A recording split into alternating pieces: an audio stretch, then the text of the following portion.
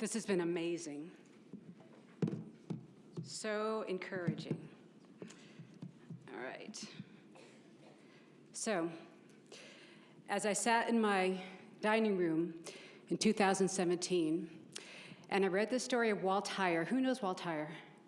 He's a papa to many in the detransition community. I was a garden ad litem for children and a practitioner in family law for about 11 years at that point. And I read the story of Walt Heyer, and then I read the story of several detransitioners who were younger, and I was wrecked. I sat there and I wept.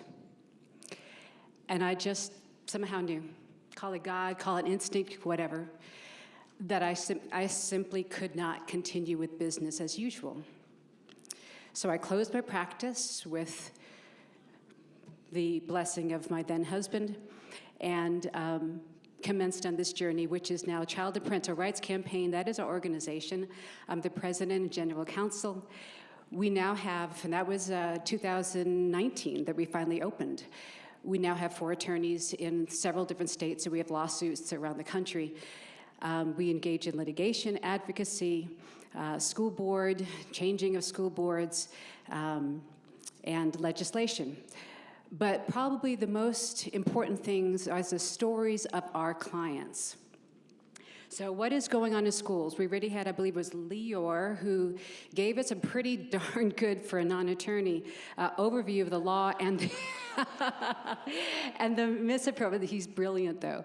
And the misappropriation of the law, that confusion and vagueness, that's absolutely on purpose. So that in the interstices of the law, the clarity, they could just begin to import things that none of us would ever go along with. But what is going on in our schools? Well, I'll start with, but I won't get into it, that gender support plan that I think it might have been Lior flashed up there, that actually was executed and filled out in one of our cases, in the case of the Littlejohn family versus Leon County School District with their then daughter. And because January is going to be speaking later on, I will not steal her thunder. I'll let her tell her own story. But that was Exhibit A in our complaint. Now, I will tell you about a different family, and that is the Perez family. This is a wonderful Hispanic, actually Puerto Rican like me, Catholic family in Florida as well. And their little girl, Abigail, 12-year-old Catholic little girl, she was being bullied at school, and so she decides rationally, like a lot of us as we were girls, that being a boy or becoming a boy would just be easier. Boys were strong, girls were weak, and so she made a couple of stray statements about wishing she was a boy. That was heard by a woke counselor at school, and the counselor began to meet with this young girl privately, secretly, every week for 30 minutes or so, for weeks and weeks without the knowledge of the parents. And in the course of that, she begins to live a double life. She's one sex and one name at school. She goes home and becomes who she is at school and is practicing her Catholic faith, at home, and practicing her Catholic faith with her family at home. She becomes so conflicted about it, of course, so internally divided, that this child who had previously had no mental health issues whatsoever, other than being bullied, attempted suicide twice at school. And I've talked to her, it was real, like she wanted to die. It wasn't just a gesture. It is public, attempted hanging at school. Her parents are finally called in when it's discovered at school, and for the first time they find out when they arrive about these private meetings, and they see their child in the back of a police car being taken to a mental health facility. They can't even kiss her goodbye. We have that case now pending in the Middle District of Florida, still at the early stages because of one constant motion after the other by the school district. Now, I want to tell you about Sage Blair. Now, that's horrible enough, but I'm going to tell you about Sage Blair as the other story of our families, because, at the end of all this, of all of our slides and our ethical conflicts and so forth, are people their kids, their families, whose lives are being destroyed. So Sage Blair was a 14-year-old young lady in Virginia. She had had trauma already in her life, which is true of so many of these young people, right? There's a trauma background. And in that trauma, she begins to identify it as a boy, as a male at school. Same story. You could tell the rest of the story, like you know how it goes next.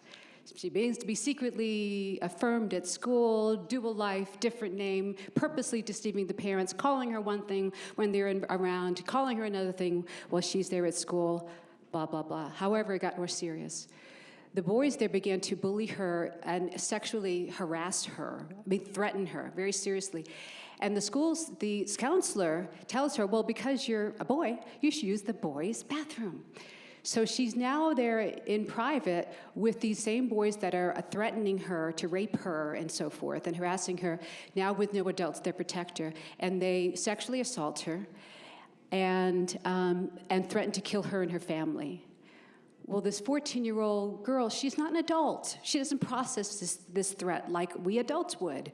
She took it very seriously. She wanted to protect her family, her adopted family, her grandparents, and she runs away to protect them. Oh, by the way, they threatened her family as well, because they know where she lives, and her family lives.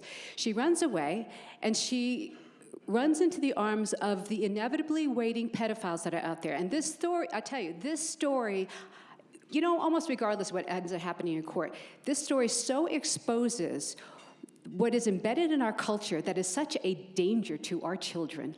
And what happens to children when you peel away that protective layer of parents and you just send them off out amongst the wolves? There are entities waiting for them.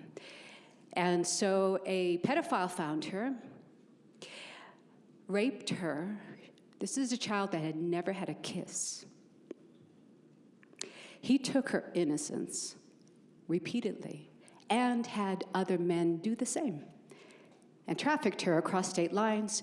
She ends up being found. She was in D.C. for a while. She ends up being found in Maryland, where she ends up they hands up a woke juvenile court system and a public defender that was assigned to her, who had decided that the parents are not sufficiently affirming of her male identity, and so therefore concocts a story of abuse to the judge, and the judge keeps her in custody rather than giving this victim back to her parents.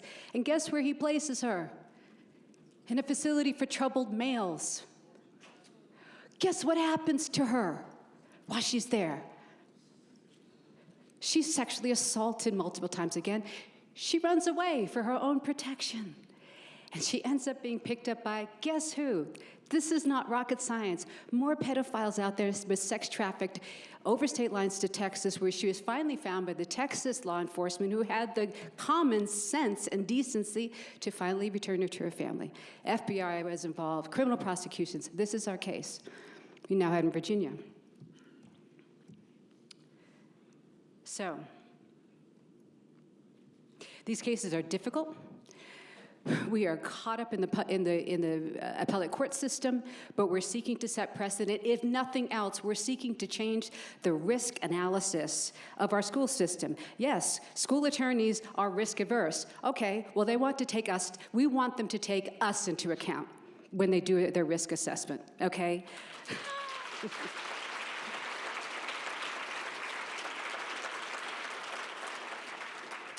So school boards are seeking to avoid responsibility. They're very crafty. They are not passing public policies through the normal course, and then this way, and they're trying to avoid legal doctrines of holding school boards responsibility. They're delegating de facto authority to institute practices of the kind that we're talking about. This is the kind of crap that they're pulling. However, we're still going after them. Now, I want to talk about what's going on. Well, no, first, before I do, what are the legal basis of our rights? Okay, so I am a lawyer, so I want to do a little bit of empowerment here on the legal perspective. There are basically, because I know this is a parent organization in many ways, there are basically two sources that are the fountains of our parental rights that we need to assert, win, lose, or draw, make them pay the hundreds of thousands of dollars in legal fees that they think twice. Number one, federally, we have the Constitution. There has been recognized under the United States Constitution by the Supreme Court since 1920, 100 years, a federal fundamental right of parents under the 14th Amendment due process clause. It is a substantive right under the due process clause that this current Supreme Court has said is secure. It's not going to go away anytime soon. And that's the main legal basis for all of our lawsuits. But also, increasingly, states are passing statutes that are codifying this parental right. And I'm telling you, for those who are legislative advocates, they're gold. They're extremely important to have them codified under state law. Now, what is happening in our courts? Because I got my eye on the time. Courts have become the critical frontier right now. It is the frontier. Everything is devolving to the courts. A quick case of it in Arizona that my dear friend, Dr. Steve Levine, was so helpful in. 14-year-old girl at the time engaged in a suicide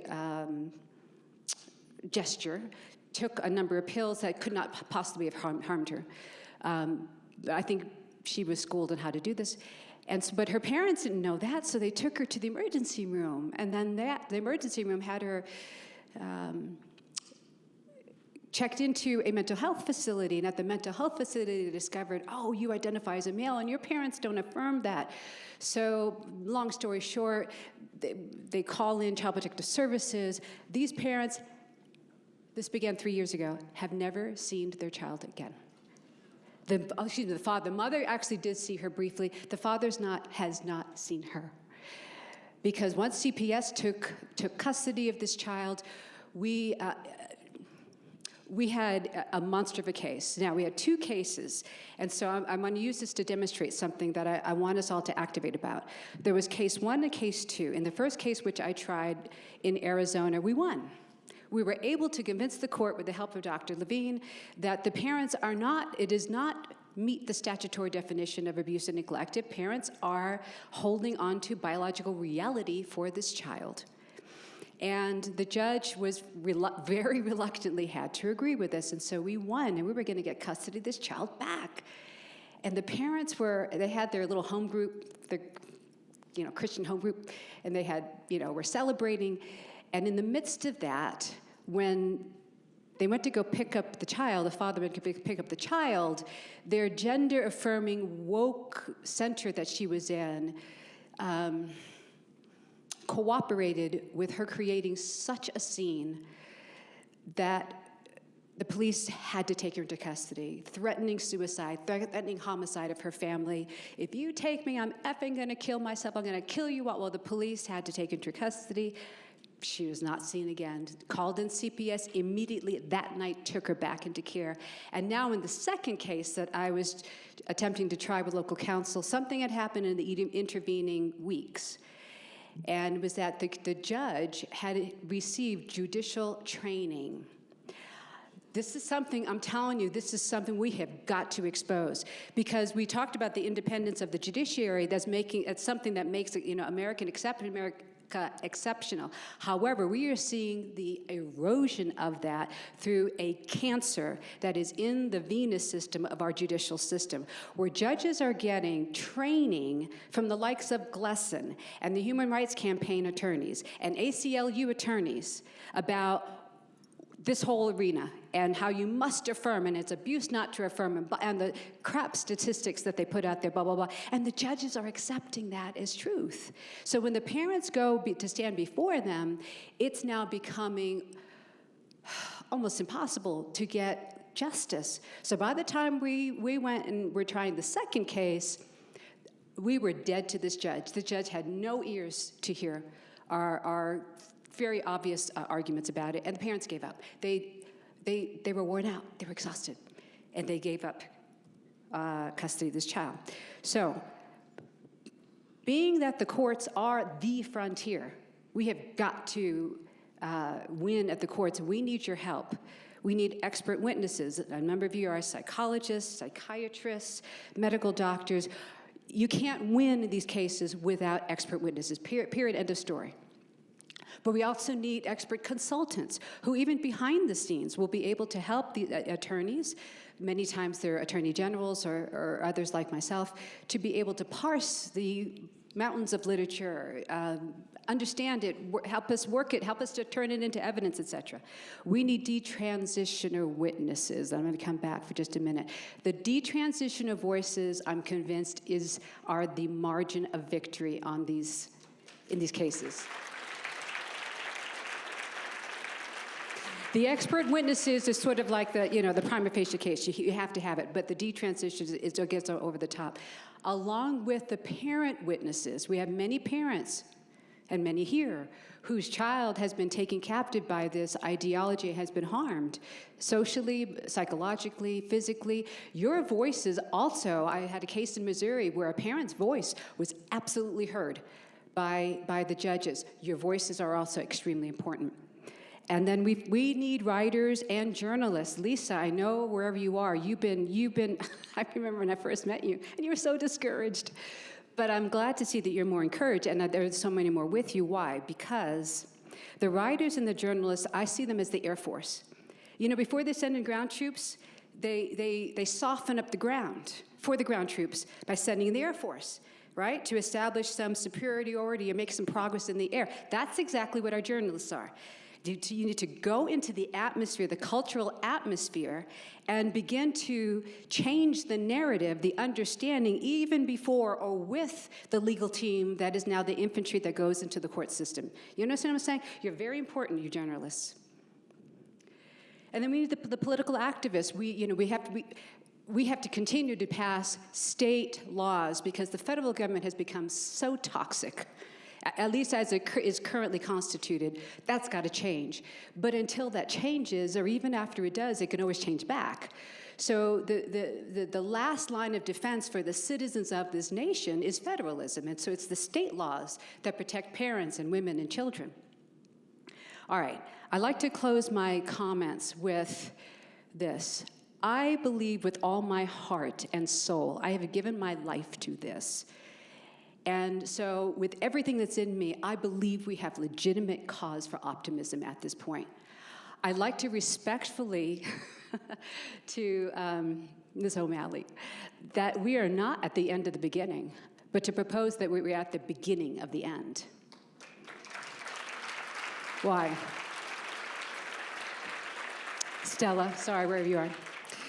First of all, okay, I can enumerate a couple of things. We have states that have passed statutes in 20 states that protect our children from these mistreatments. Now, I know there are differences of opinions as to whether those are prudent and whether they go too far. And I respect that. I understand that's a good debate. But by God, we're having the debate, right? We have courts now actually enforcing those laws despite lawsuits by the ACLU wherever they've come. Alabama, Georgia, I believe Florida. I've been too busy to check last with Florida or even read my paralegal's email about Florida. But I'm going to check when I get back. Tennessee, Kentucky, Missouri, and Oklahoma all are now enforcing their statutes even as a result of the court process. That is fantastic news.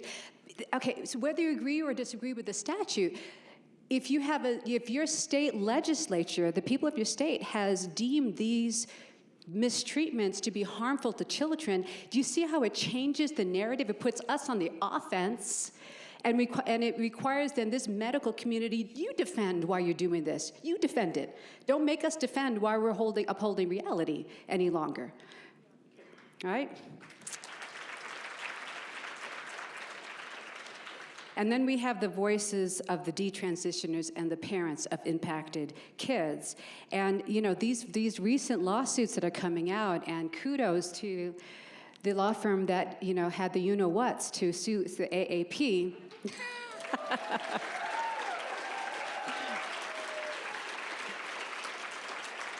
I mean, America has this unusual, this weird, it is exceptional, and it's bad, it's good.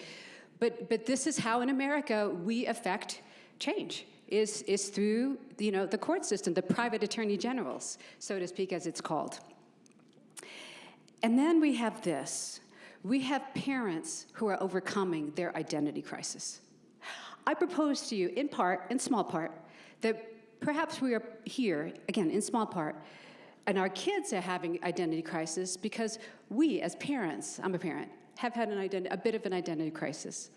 For how many decades have we outsourced parenting to others, to the school system, to the psychologist, to the counselor, to whatever, to the church, to whatever the case may be? And I understand it, I get it, I did some of the same, but it was a Faustian contract. And then the devil wanted his dues. And the payment is our kids. So you know what? We're all together. We're all waking up out of that nightmare. And we're beginning to understand our identity. We are the subject matter experts on our kids. I don't care how many letters you have beyond your name. MD, PhD, LCS, I don't care. We are the subject matter experts on our kids.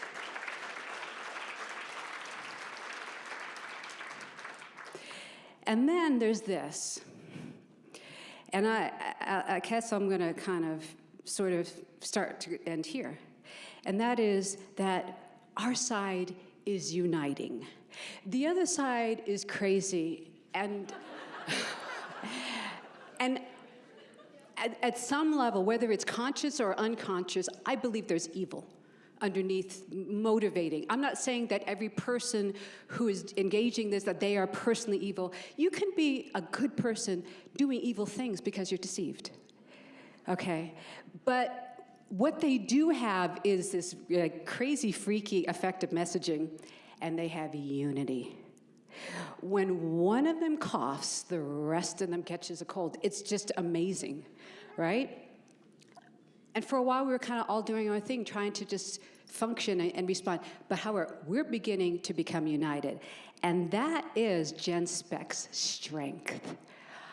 I believe that is perhaps amongst the many things that you're bringing. And I know, it's a shoestring budget and all this sort of stuff. But your superpower is the unity that you are bringing to this fight. I mean, look around. Different ethnic groups, different political persuasions. We're all careful about how we speak because we understand that there are people who really disagree with us on some things, but that's, okay? You bring us all together. And we know that the other side fears us uniting because they work so hard to try to tribalize us and to label us and divide us. When you know that the other side is working so hard to achieve a goal, you know that goal has got to be undone. And so there is a common truism. There's a truism. Some might call it scripture. I'll call it truism to be more appealing. That is common to several faiths, actually. And it says that how good and pleasant it is when God's people dwell together in unity. There's power there. I would propose that if you are working to protect children's growth and well-being against the grievous violations of human rights, of children's human rights, by these gender mistreatments, then regardless of faith or no faith, we are fighting on the side of angels. See if you agree with that. So let us resolve one thing. Let us please resolve one thing today. That regardless of the cultural, political, religious persuasion of our colleagues, wherever you encounter them, whether you're pro-choice or pro-life, whether you're politically, socially, liberal, or conservative, where you are of one particular faith, a different faith, or no faith at all, but that we will stand together. If there's a common belief that children and young people must be protected to grow healthily into their given bodies, to protect the gift of their sex, that we will stand together. And we will just simply respect and find interesting and maybe amusing the other differences between us.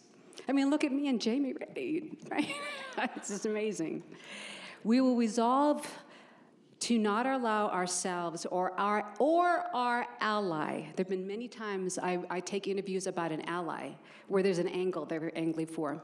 We will not allow ourselves or our ally to fall into the trap that the progressives' powers are trying to foist upon us. I had a progressive reporter. Is this right? Is this the time that I'm okay? Because I'm going by this. I had a progressive reporter that was trying desperately to cast me as a conservative. And he kept saying, and so finally he asked me, well, how do you vote? And I paused and I responded, none of your damn business. How do you vote? Do you want to be viewed as known as a liberal or a Democrat journalist, or do you want to be just known as a journalist? So I'm going to end with this because I realize my time is up and this was wrong. Here's what's at stake. This is from the gender transition movement is a vehicle for censorship and state power. I'm quoting this verbatim. Most assume the transgender movement is just a simple matter of protecting from discrimination a tiny demographic. But when you consider the enormous degree of state-sponsored censorship that is required by the movement, and the punishment meted out to people of conscience by every one of the laws its activists seek to pass, a far different story reveals itself. Its extreme individualism demands the breakdown of society's mediating institutions, such as faith, family, and private association, that serves as a buffer that protects the individual from state meddling. It sows chaos into the language, requiring us all, universally and without exception, to accept seismic change in the very definition of what it means to be human. It requires a very aggressive program of censorship and propaganda in order to sustain itself and prop up its illusions over any common understood reality, and to condition people to get with the program. It thereby sows the conditions of totalitarianism. And I would add a whole bunch of other things. We have no choice but to speak out. Like our brothers in Israel, this is literally my last statement. If we recognize that there is a ruthless and highly determined entity that has invaded our land and invaded our homes and have taken our children captive, and that will destroy them. And if we resolve today that we will speak, we will act, we will do whatever we're gifted to do, no matter what it takes, we will win this battle. Thank you.